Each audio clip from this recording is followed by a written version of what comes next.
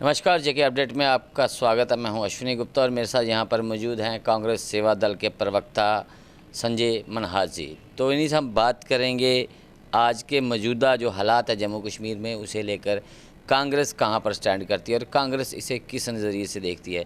तो मनहास साहब, सबसे पहले आपका बड़ा बड़ा स्वागत है।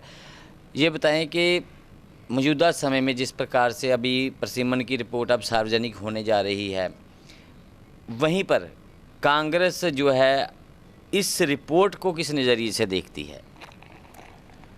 बहुत बहुत शुक्रिया अश्विनी साहब, और जेके अपडेट्स का भी बहुत बहुत धन्यवाद कि मुझे अपना पक्ष रखने का मौका दिया। देखिए, डिलिमिटेशन कमीशन की यदि मैं बात करूं तो होना जो है वो बहुत ज़रूरी था, बहुत अनिवार्य था। लेकिन जिस प्रकार से इसकी जो बाउंड्रीज़ जो कमीशन ने जो ड्राफ्ट की हुई है, जो ये कमेटी ड्राफ्ट करने के बाद में हमारे सामने जो कुछ आया हुआ है वो जनता के हित में नहीं है, वो जनता को गंवारा नहीं है, क्योंकि उसका कान कहीं है, उसकी बाजू कहीं है, उसकी टांग कहीं है। तो इस प्रकार से जो है वो बहुत लंबी चौड़ी कॉन्स्टिट्यूंसीज जो है वो बना के हमारे सामने जो है वो लाई गई हुई है। तो अगर जनता के हित की अगर मैं बात करूं और विधायक को अगर उस कॉन्स्टिट्यूंसी के अंदर जो है वो घूमना है तो एक कॉन्स्टिट्यूंसी को उसको घूमने के लिए जो है वो बहुत सारा समय जो है वो लग जाएगा, जो लोगों के हित में नहीं है। जिस प्रकार से अगर देखा जाए तो आरएसएस अगर भाजपा की नींव है, अगर बात करें तो जो आरएसएस से जुड़े लोग हैं वही आगे भाजपा को में आ रहे हैं, उसी को चला रहे हैं। वहीं कहीं ना कहीं कांग्रेस सेवा दल जो है वो भी कांग्रेस की नींव है, लेकिन ये नींव कुछ कमज़ोर सी नज़र आती है। वो कारण क्या है? देखिए, इसके लिए मुझे एक जो बड़ा पुराना एक शेर याद आ रहा है। कहते हैं कुछ तो गलतियां तुमसे भी हुई होंगी, वरना यूं ही कोई बेवफा नहीं होता। मेरा कहने का मतलब ये है कि कुछ कांग्रेस से भी जो है वो गलतियां हुई हैं। एक समय था जब राजीव जी प्रधानमंत्री हुआ करते थे और राजीव जी ने बोला हुआ था कि अगर कांग्रेस सेवा दल में कोई व्यक्ति एमएलए बनना चाहता है या एमपी बनना चाहता है, अगर वो कांग्रेस सेवा दल की ऑर्गेनाइजेशन से निकला हुआ आदमी नहीं होगा तो उसको मैंडेट जो है वो नहीं, यानी कि मैंडेटरी था कि कांग्रेस सेवा दल में 2 साल 5 साल जो है वो काम किया हुआ होना चाहिए। लेकिन उसके बाद कुछ हालात इस प्रकार से हुए कि कांग्रेस सेवा दल को इतनी इम्पोर्टेंस जो है वो नहीं मिल पाई, जिससे कांग्रेस सेवा दल भी कमज़ोर होती रही और बैकफुट के ऊपर चलती गई। लेकिन आज की डेट में कांग्रेस सेवा दल जो है वो जम्मू कश्मीर में मजबूत हो रही है और हम लोग उसके लिए प्रयास कर रहे हैं और काम कर रहे हैं। और ग्राउंड लेवल के ऊपर जो है वो जाके हम लोग कांग्रेस सेवा दल को भी मजबूत करने का काम कर रहे हैं और उसके साथ साथ में कांग्रेस को भी मजबूत करने का कार्य जो है वो किया जा रहा है। जम्मू कश्मीर की सत्ता में कांग्रेस कई बार जो है वो रही है, लेकिन तब जो अगर कहें तो आतंकवाद जो था चरम पर था जम्मू कश्मीर में। आज बीजेपी सरकार द्वारा कहा जाता है कि जम्मू कश्मीर को आतंकवाद मुक्त किया जा रहा है, करीब करीब आतंक अब ख़त्म होने के मुहाने पर है। तो आप क्या ऐसा मानते हैं? देखिए, आतंकवाद जो है वो 80 से पहले ही कुछ वर्ष जो है वो पहले ही जम्मू कश्मीर के अंदर शुरू हुआ था, बल्कि शुरुआत जो है वो कश्मीर के अंदर शुरू हुई थी।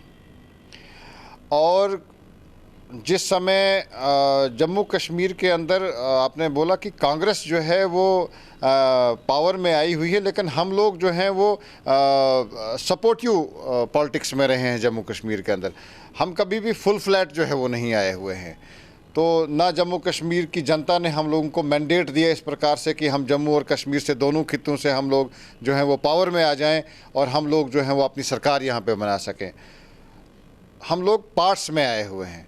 लेकिन जिस समय गुलाम नबी आज़ाद साहब का दौर इख्तियार रहा जम्मू कश्मीर के अंदर, एज चीफ मिनिस्टर रहे, उस टाइम पे मिलिटेंसी की वारदातें और मिलिटेंट्स जो हैं वो काफ़ी हद तक में जो है वो ख़त्म हो रहे थे। सिलेंडर एक पॉलिसी जो है वो निकाली गई हुई थी और उस समय पे काफ़ी आतंकवाद जो है वो जम्मू कश्मीर के अंदर ख़त्म था और आवाम जो थी वो राहत की सांस जो है वो ले रही थी।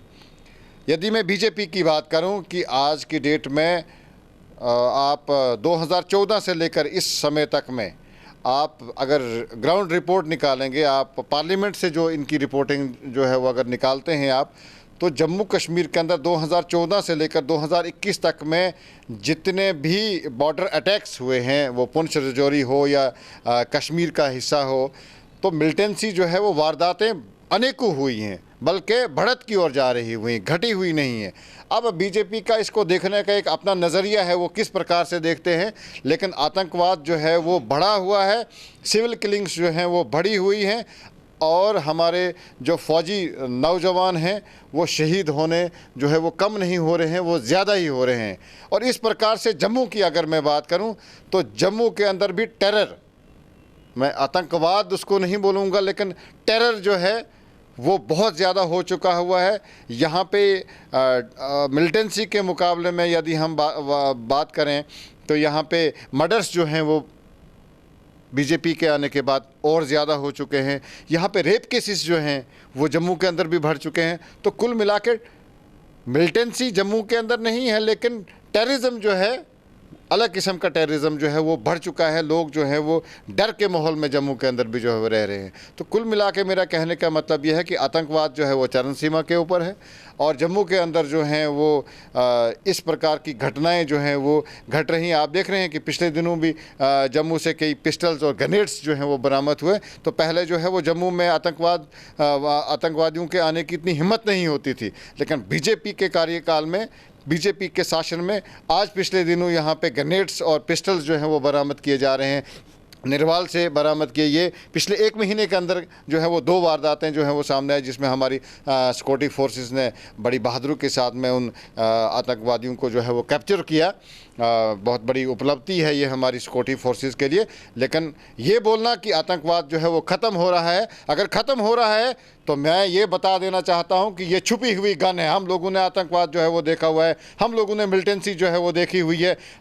मैं खिताए चनाब से आता हूं, हम लोगों ने देखी हुई है कि मिलिटेंसी जो है वो किस प्रकार से जो है वो चलती थी। उस वक्त तो सिक्योरिटी फोर्सेस जो है वो हम लोगों तक पहुँच भी नहीं पाती थी, क्योंकि हमारे पास में डेवलपमेंट नहीं थी, हमारे पास में उस समय जो है वो रास्ते नहीं होते थे, हमारे पास में रोड कनेक्टिविटी जो है वो नहीं होती थी। और आतंकवाद जो है वो एक गाँव के अंदर 50-60 आतंकवादी जो है वो बिल्कुल अपने लश्कर के साथ में जो है वो जब निकलते थे तो हम लोग खौफ में जीते थे। लेकिन फिर जम्मू कश्मीर हमारे खिताए चनाब के लोगों ने और पीर पंचार के लोगों ने जो है वो हिंदू और मुसलमानों ने इस मिलिटेंसी का खात्मा करने का प्रोग्राम बनाया। सिक्योरिटी फोर्सेस ने हमारी बहुत ज़्यादा सहायता की हुई है। लेकिन ये बात बताना कि आतंकवाद जो है वो ख़त्म हो रहा है, आतंकवाद ख़त्म नहीं हो रहा है। ये छुपी हुई गन है, ये गोरिल्ला वार है, ये इतनी जल्दी ख़त्म नहीं होगी। गवर्नमेंट को जो है वो इसके ख़त्म करने के लिए जो है वो कड़े इंतज़ाम करने होंगे, तब जाके मिलिटेंसी जो है वो ख़त्म हो सकती है। आज अगर कैजुअल लेबर की बात करें, जो अस्थायी कर्मचारियों की अगर बात करें, तो कहीं ना कहीं ये देन जो है वो कांग्रेस सरकार की ही देन है। जो कैजुअल कर्मचारी जो हैं आज ये अभी तक नियमित नहीं हो पाए हैं, तो क्या कारण थे कि कांग्रेस सरकार ने इन्हें लगाया तो सही, लेकिन बाद में इन्हें नियमित नहीं कर पाई। साथ में हमने भी कुछ देखा है कि बहुत से मंत्री थे, आज हम कैजुअल लेबर के लीडर्स देखते हैं, वो उस समय मंत्रियों के साथ चलते थे, उनके पीआरओ बन के। तो कहीं ना कहीं अगर हम बात करें तो कांग्रेस के जो मंत्री थे वो इनका जो मिसयूज़ कर रहे थे क्या अपने लिए? देखिए, कैजुअल लेबर्स की जहाँ तक मैं बात है तो मैंने अपने कई मीडिया संबोधन में मैंने बहुत बार बोला हुआ है कि जो हमारे कैजुअल लेबर्स हैं, कैजुअल लेबर्स के लिए एक मिनिमम वेजेस एक्ट है जो सुप्रीम कोर्ट ऑफ इंडिया ने पूरे देश के अंदर जो है वो लागू किया हुआ है। और पिछले मेरे ख्याल से 1 साल पहले या 7 महीने पहले हमारे गृह मंत्री जो हैं अमित शाह जी ने बोला हुआ था कि जम्मू कश्मीर के अंदर जो है वो मिनिमम वेजेस एक्ट जो है वो लागू किया है हम लोगों ने। लेकिन अभी तक में वो एक्ट जो है वो जम्मू कश्मीर के अंदर सिर्फ कागजों में है, वो ग्राउंड के ऊपर दिखाई नहीं दे रहा है। और इस समय भी कैजुअल जो डेली वेजर्स हैं वो 6700 या 6000 रुपया जो है वो उनको मिल रहा है, जबकि सुप्रीम कोर्ट ऑफ इंडिया की गाइडलाइंस है कि आपको पूरे हिंदुस्तान के अंदर जो हैं जो भी डेली वेजर्स है उनको आपको 18,500 रुपये जो है वो देना है। तो चलो 18,500 रुपये से कम वो अपना घर तो चला सकते हैं, चल नहीं सकता है क्योंकि महंगाई जो है वो अपनी चरम सीमा के ऊपर है, लेकिन चलो अपना थोड़ा बहुत जो घर है वो चला सकते हैं, अपने बच्चों को स्कूल्स की एडमिशन्स तो दे सकते हैं। लेकिन ये बीजेपी के कुछ दोहरे मापदंड हैं जो इनकी करनी और कथनी में जो है वो ज़मीन आसमान का अंतर हमको बहुत जगहों के ऊपर लगता है। और दूसरी जो आपने बात बताई इस समय कि डेली वेजेस लगाए तो कांग्रेस के रूल में थे, कोई डाउट नहीं है। बेरोज़गारी को ख़त्म करना सरकार की इम्पॉर्टेंस होती है। पहला कर्तव्य जो है वो यही होता है कि नौजवानों को कोई दिशा दी जाए जिससे ये नौजवान जो हैं वो बुरी संगत, बुरी सोसाइटी की ओर जो है वो नहीं जा सके। जिससे जम्मू कश्मीर के अंदर मिलिटेंसी है, आतंकवाद जो है वो चल रहा था, तो नौजवानों को उस साइड में ना लेते हुए कहीं नशे के जो है वो शिकार ना हमारे नौजवान हो जाएं। तो हम लोगों ने, पिछली सरकारों ने इन नौजवानों को डेली वेजेस की जो है वो पैटर्न के ऊपर जम्मू कश्मीर के अंदर जो है वो लाया हुआ था। लेकिन मैं आपको ये एक बात बताऊं कि जो आप बता रहे हैं कि वो उनके ड्राइवर्स या घरों में काम कर रहे थे, तो फिर अगर वो घरों में अगर काम कर रहे थे या उनके कोई पर्सनल तरीके से काम कर रहे, तो इसके लिए हमारे पास में बहुत सारी एजेंसीज़ हैं, जो एजेंसीज़ को अपना रोल दिया गया हुआ है। विजिलेंस की हमारे पास में एजेंसीज़ हैं कि इस प्रकार से अगर कोई काम जो है वो नाजायज़ तरीके से गवर्नमेंट एम्प्लॉय से लिया जाता है तो उसमें मंत्री हो या संतरी हो, गवर्नमेंट के लिए लोग जो हैं वो बराबर हैं। जम्मू कश्मीर के अंदर अगर आज इस वक्त चुनी हुई सरकार नहीं है, इस वक्त हमारे पास में जो है वो गवर्नर शासन है, तो गवर्नर शासन में भी तो लोग जो हैं वो काम कर रहे हैं। और इसमें भी आप जब देखेंगे तो डेली वेजर से उसी प्रकार से जो है वो काम लिया जा रहा है। अभी भी आप IAS जो अधिकारी हैं उनके आप घरों में देखिएगा तो एक व्यक्ति की जगह के ऊपर 10 व्यक्ति जो है वो डेली वेजर के तौर पे वहाँ पे काम कर रहे हैं। उन 10 से जो है वो कौन सा काम जो है वो लिया जा रहा है।